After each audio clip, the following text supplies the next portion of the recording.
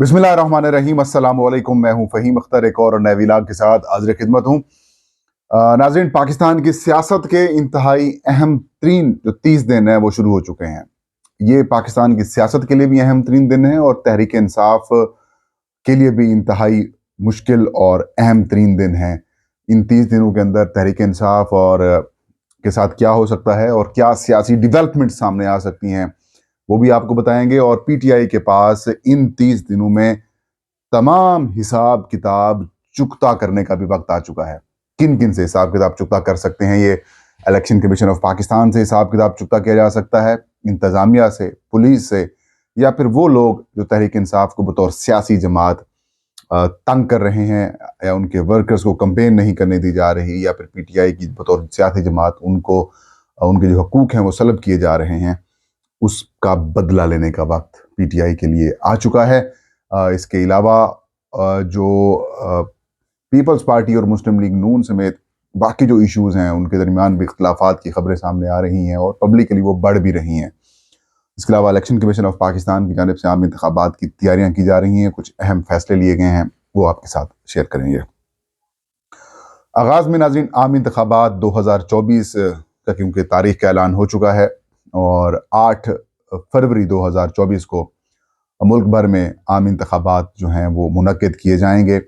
और अगर कोई सूरत हाल तब्दील नहीं होती तो उस दिन को इंतखाबात होने जा रहे हैं। इसके अलावा जो इलेक्शन कमीशन है उसने इंतखाबात की तैयारियां जो हैं वो अपनी तेज़ कर दी हैं। अहम मामला है हल्का बंदियों का, हल्का बंदियों के ऊपर एतराज़ात सुने जा रहे हैं। तो दूसरी जानिब एक इसके बाद जो एक और अहम प्रोसेस होता है, वोटर लिस्ट होती है कि ये वोटर हैं, ये अहल वोटर हैं और इन्होंने वोट कास्ट करना है। वोटर लिस्टों के ऊपर जो काम है वो भी तेज़ी के साथ नाज़रीन जारी है, और जो वोटर लिस्ट है उसको अब फ्रीज कर दिया गया है, उसको मुंजमद कर दिया गया है। अब ना तो वोटर लिस्ट से कोई वोटर निकल सकता है, ना उसमें शामिल हो सकता है, ना दुरुस्तगी हो सकती है, और ना ही वोट के अंदर तब्दीली की जा सकती है। तो अब ये वोटर लिस्ट जो है वो सीज हो चुकी है। अब 25 नवंबर 2023 तक इलेक्शन कमीशन ऑफ पाकिस्तान ने हतमी अशात करनी है, और फिर इन वोटर लिस्टों को मुतलका हलकों में या फिर जो डिस्ट्रिक्ट्स हैं उधर उनको प्रोवाइड कर दी जाएगी, और उसके बाद इंतखाबात की जो तैयारियां हैं वो मुकम्मल तौर पर तेज़ी से चल पड़ेंगी, या फिर यूँ कहेंगे कि फाइनल स्टेज की तरफ निकल जाएंगी। तो ये एक अहम डेवलपमेंट हो रही है इलेक्शन कमीशन ऑफ पाकिस्तान में, वो मैंने आपके साथ शेयर की। इसके अलावा पीटीआई के लिए एक इम्पॉर्टेंट डेज आ चुके हैं, लेकिन उससे पहले मुस्लिम लीग नून और पीपल्स पार्टी के दरमियान भी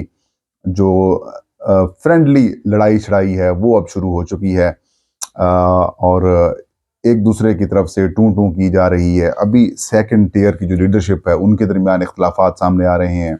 कोई प्रेस कॉन्फ्रेंस करता है, कोई किधर से क्या करता है, तो उसके एक दूसरे को जवाब दिए जा रहे हैं। लेकिन ये लड़ाई सीनियर लेवल के ऊपर भी अगले आने वाले दिनों में कुछ दिन तक ये पहुंचेगी, क्योंकि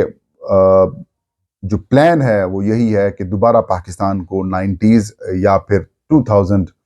की जो सियासत है उसके अंदर लेके जाया जाए,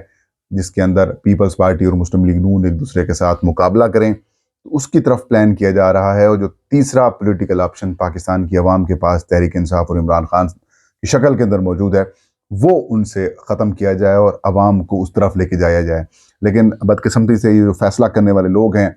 ये शायद इस लेवल के ऊपर उनकी अप्रोच और सोच नहीं है। इस वक्त भी आपके 60-70% जो वोटर हैं वो नौजवान हैं, वो यूथ हैं। यूथ के पास सोशल मीडिया है, मोबाइल फ़ोन्स हैं, इंटरनेट है, Twitter, Facebook, YouTube, WhatsApp, TikTok, मतलब जो भी आप सोशल मीडिया एप्लीकेशन लें वो है। अब लोग इतना ज़्यादा अवेयर हो चुके हैं कि लोग अब इनके ऊपर ट्रस्ट करने को तैयार नहीं है। और ये मुस्लिम लीग नून हो या फिर पाकिस्तान पीपल्स पार्टी हो, ये ट्रेंडिंग पॉलिटिक्स के साथ आ नहीं रहे। जो इस वक्त पाकिस्तान के अंदर सियासी पैरामीटर्स या फिर डायनामिक्स है वो उसके साथ उसको एडजस्ट नहीं कर पा रहे। बावजूद उसके कि अगर आप इन तीनों बड़ी सियासी जमातों के सरबराहान को देखें, पीपल्स पार्टी, मुस्लिम लीग नून और पाकिस्तान तहरीक इंसाफ, तो शायद तहरीक इंसाफ, मुस्लिम लीग नून और पीपल्स पार्टी के जो लीडर्स हैं उनकी एज बराबर हो। मतलब ये कि अगर आप कहें कि ये जो जमातों के सरबराहान हैं ये 60-70 के करीब करीब हैं, मतलब ये कि एक ऐसी उम्र के अंदर हैं जिसमें बुढ़ापा होता है, लेकिन बावजूद उसके اور جو مسلم لیگ نون ہے یا پھر پیپلز پارٹی کی جو آگے آنے والی نسل کی جو سیاست ہے وہ نوجوانوں کے اندر کہا جا سکتا ہے کہ نوجوان ہیں، لیکن اس کے باوجود عمران خان جو ہے وہ 60 پلس ہونے کے باوجود پاکستان کی یوتھ کے اندر بے تحاشا مشہور ہیں۔ اس کی وجہ یہ ہے کہ عمران خان اور تحریک انصاف جو پالیٹکس کر رہی ہے وہ پاکستان کیا انٹرنیشنلی جو ٹرینڈنگ پالیٹکس ہے، جس میں ٹرینڈز تبدیل ہو رہے ہیں، جو ڈائنامکس تبدیل ہو رہے ہیں، اس سے ہم آہنگ ہو کے کر رہی ہے۔ اور یہ لوگ جو ہیں وہ ابھی تک 90s 80s کی سیاست کے اندر بادشاہت والا مونارکی والا سسٹم لے کے بیٹھے ہوئے ہیں، تو اس وجہ سے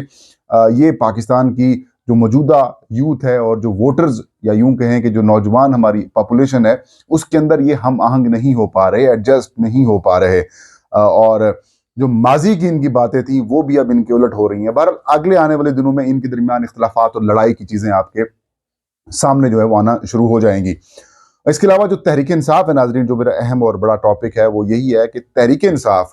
کو بطور سیاسی جماعت اگلے 30 دنوں کے اندر بہت سارے سخت چیلنجز کا سامنا کرنا پڑے گا، اور اگلے 30 دنوں کے اندر تحریک انصاف جو ہے وہ اس کے لیے ایک کہہ سکتے ہیں کہ اہم ترین دن ہے۔ وہ کیوں؟ ناظرین،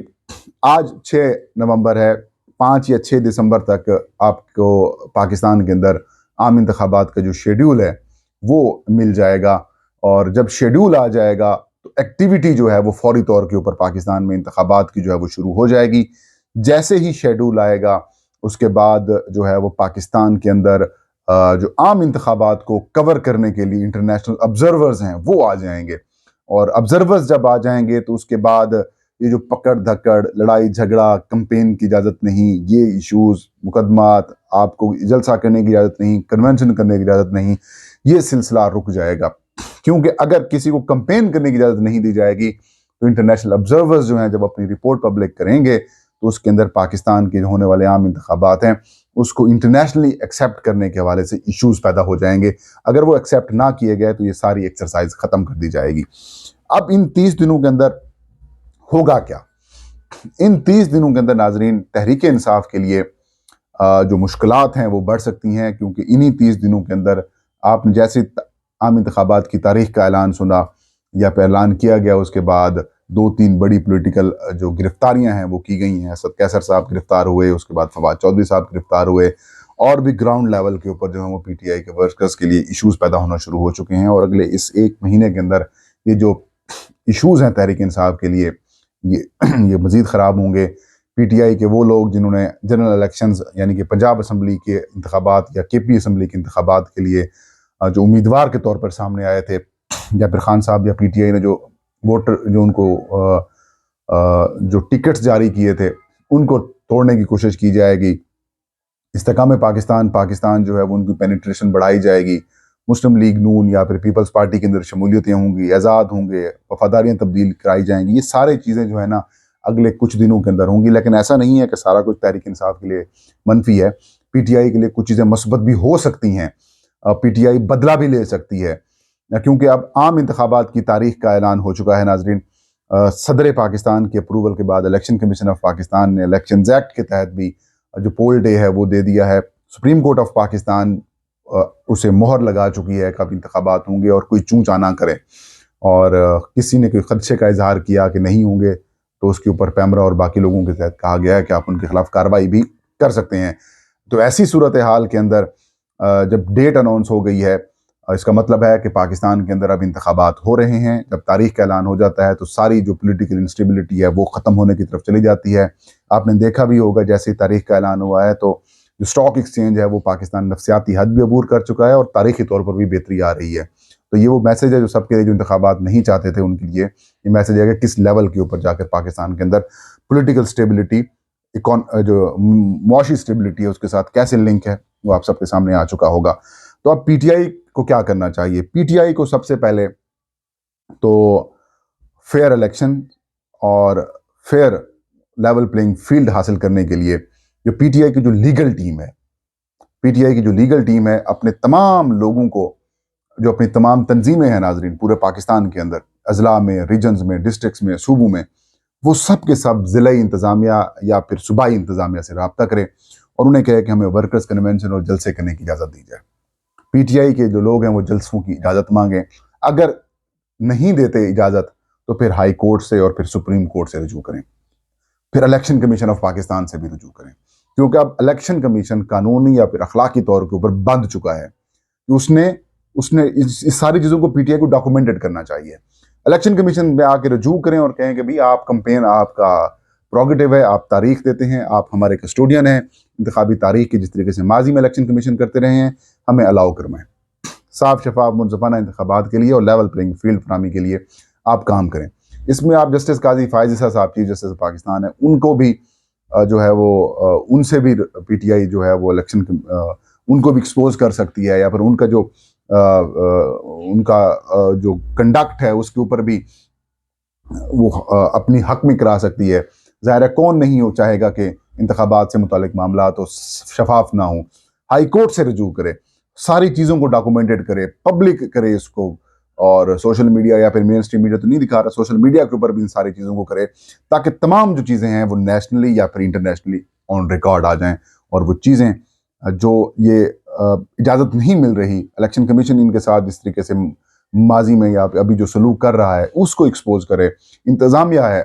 پولیس ہے، یا پھر جو باقی جو لوگ ہیں جو کچھ ان کے ساتھ جو حرکتیں کر رہے ہیں، ان سب کو اگر یہ ایکسپوز کرنا چاہتی ہے تو اس سے بہتر اپورچونٹی، گولڈن اپورچونٹی، سنہری موقع PTI کو نہیں مل سکتا۔ اور PTI کی جو لیگل ٹیم یا پھر جو فیسز ہیں یا پھر مائنڈز اس وقت موجود ہیں، وہ اس چیز کے اوپر جائیں اور ہر چیز ڈاکومنٹڈ کریں۔ اس کے بعد دیکھیے گا کہ یہ سارے لوگ بیک فٹ کے اوپر ہوں گے۔ یہ تھا آج کا ویلاگ، مجھے اجازت دیجیے، اللہ ہم سب کا حامی ناصر ہو۔